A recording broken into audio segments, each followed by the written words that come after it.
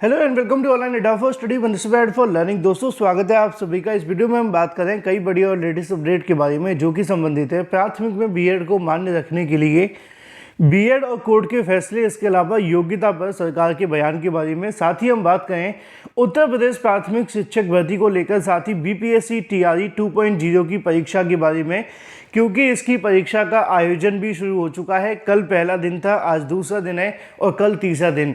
बात करें डिटेल में, उससे पहले आप लोग चैनल को सब्सक्राइब करके बेल आइकन को दबा लें और वीडियो को लाइक कर दें, जिससे कि आपको रियल ऑथेंटिक जानकारी सबसे पहले मिलती रहे। शुरुआत करते हैं सबसे पहले अपडेट के साथ और एक छोटे से सवाल के साथ। आप में से कितने अभ्यर्थी बीपीएससी टीआरई 2.0 परीक्षा देने जा रहे हैं, कमेंट करके बताएं। बीपीएससी टीआरई के अंदर देने वाले सभी परीक्षार्थियों को मेरी ओर से ढेर सारी शुभकामनाएं। उम्मीद है कि इस बार आप सभी ने जो दिन रात जागकर माता पिताओं के सपनों में कहीं ना कहीं अपना एक सपना देखा है शिक्षक बनने का, वो पूरा होगा। इसी के साथ ढेर सारी शुभकामनाओं के साथ आगे बढ़ते हैं। परीक्षा की तैयारी आप सभी ने कर ली होगी, बस अंतिम समय है, ज़्यादा टेंशन मत लेना, फोकस रहना, जो पढ़ा है उसी पर डिपेंड रहना और एग्जाम के अंदर आप सभी को काम एंड कंपोज रखना है। रिजल्ट आप सभी के पक्ष में ही आएगा। चलिए मुद्दे पे आते हैं। मुद्दा संबंधित है पहली अपडेट को लेकर। अब जब पहली अपडेट की बात कर ली है तो यहाँ पे आप सभी को देखने के लिए मिलेगा बिहार शिक्षक भर्ती को लेकर अभी तक जो परीक्षा देखने के लिए मिली है उसके अंदर 30% छात्रों ने परीक्षा को छोड़ दिया है, जबकि 70% अभ्यर्थी परीक्षा में सम्मिलित होते हैं। प्रथम चरण की परीक्षा में सम्मिलित अभ्यर्थियों ने कहा कि पूर्व की तुलना में प्रश्न आसान श्रेणी के थे। संयुक्त सचिव सह परीक्षा नियंत्रक सत्यप्रकाश शर्मा ने बताया कि पहले दिन पटना के 4 केंद्रों पर पिछड़ा, अतिपिछड़ा, अनुसूचित जाति के, जनजाति और कल्याण वर्ग के विभाग के स्कूलों में प्रधानाध्यापक तथा संगीत व कला विषय के शिक्षकों के लिए परीक्षा का आयोजन किया गया था। इसमें अभ्यर्थियों के प्रवेश पत्र जारी करते हुए यहाँ बताया गया कि लगभग 6,473 अभ्यर्थियों को प्रवेश पत्र दिए गए थे, जिसमें लगभग 30% अभ्यर्थी ने परीक्षा को छोड़ दिया है। जबकि अगर बात की जाए आज होने वाली परीक्षा के बारे में तो 2,23,000 अभ्यर्थी परीक्षा में सम्मिलित होंगे। शुक्रवार को एकल पाली में 12 बजे से लेकर 2:30 बजे के बीच में होने वाली परीक्षा के लिए यहाँ पे आप सभी के सामने लिखा हुआ है कि जो आप सभी की परीक्षा होने वाली है 6 से 10 के लिए विद्यालय में विभिन्न विषयों के शिक्षकों की नियुक्ति के लिए 28 जिलों के 396 परीक्षा केंद्रों पर परीक्षा का आयोजन देखने के लिए मिलेगा, जिसमें 2,23,506 अभ्यर्थियों के लिए प्रवेश पत्र जारी किया गया है। इसी तरीके से अगर बात कर ली जाए पेपर के पैटर्न के बारे में तो लिखा हुआ है कि बीपीएससी प्रथम चरण की शिक्षक भर्ती परीक्षा इस बार कठिन पेपर देखने के लिए मिला। मैंने भी कल आप सभी को पेपर को लेकर एक एनालिसिस का वीडियो डाला था, जिसमें आप सभी को दिखाया था कि करंट अफेयर जो था वो आप सभी के सामने थोड़ा सा इजी कह सकते हैं, क्योंकि उसकी वजह ये थी कि करंट अफेयर के जो क्वेश्चंस देखने के लिए मिले थे वो हिजाब से संबंधित थे, जो कि कई अभ्यर्थियों ने पढ़े होंगे। कई क्वेश्चन देखने के लिए मिले चंद्रयान से संबंधित। 2 क्वेश्चन तो मुझे याद हैं। एक वो था कि जिसमें करंट अफेयर पूछा गया था कि चंद्रयान कहाँ से प्रक्षेपित किया गया था, सभी को पता होगा, श्रीहरिकोटा से। फिर पूछ लिया गया दूसरे क्वेश्चन में कि उसकी डेट क्या थी, ये भी बहुत आसान हो गया। तो करंट अफेयर के जो क्वेश्चन थे, बड़े बड़े जो इवेंट हुए थे उनसे संबंधित थे।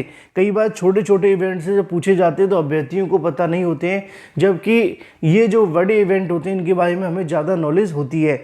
इसी से संबंधित जानकारी यहाँ पर लिखी हुई है कि अगर बात की जाए बीपीएससी शिक्षक भर्ती परीक्षा दूसरे चरण की प्रधानाध्यापक संगीत एवं कला विषय के शिक्षकों की नियुक्ति के लिए गुरुवार को परीक्षा का आयोजन देखने के लिए मिला, जिसमें यहाँ पे आप सभी के बीच लिखा हुआ है कि परीक्षा को लेकर जो सबसे ज़्यादा समस्या देखने के लिए मिली वो करंट और फिजिक्स को लेकर है, ऐसा कहना है अभ्यर्थियों का।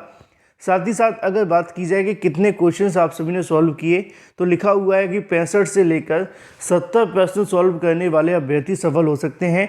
प्रधानाध्यापक के लिए आयोजित की गई परीक्षा में 1 अंक के 150 प्रश्न थे और सबसे बड़ी बात है कि इसमें नेगेटिव मार्किंग नहीं है। इसमें जीएस और हिंदी दोनों में शामिल थे।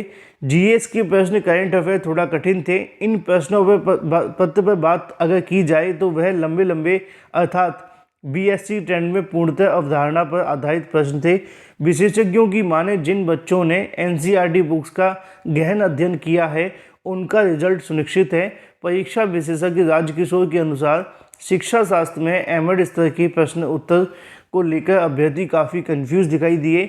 65 से लेकर 70 के बीच में जिसने भी सॉल्व किया है निश्चित रूप से सफल होगा, ऐसा कहना है दैनिक भास्कर के विशेषज्ञों का। जबकि सैकड़ों उम्मीदवार परीक्षा देने से भी चूक गए, उसकी बात यहाँ पर लिखी हुई है कि परीक्षा देने के लिए सैकड़ों उम्मीदवारों को बाहर बैठना पड़ा, क्योंकि यहाँ पे लिखा हुआ है कि अभ्यर्थियों का कहना है कि 2 से 5 मिनट लेट होने पर भी परीक्षा केंद्रों पर उनको जाने की अनुमति नहीं दी गई। ये बात सच है कि आपको 2 से 3 मिनट लगेंगे, लेकिन एक नियम भी नियम होता है। दिक्कत यह है कि ज़्यादा देर तक परीक्षार्थियों को अंदर लेने से दिक्कतों का सामना करना पड़ता है, क्योंकि जबकि आपको पहले कहा गया कि आपको 1 घंटे पहले पहुंचना है, तो कम से कम आप 2 घंटे पहले पहुंचें, क्योंकि तभी आप 1 घंटे पहले पहुंचेंगे। रास्ते में आने वाले जाम, ट्रैफिक और भी तमाम समस्याओं से आपको जूझना पड़ता है।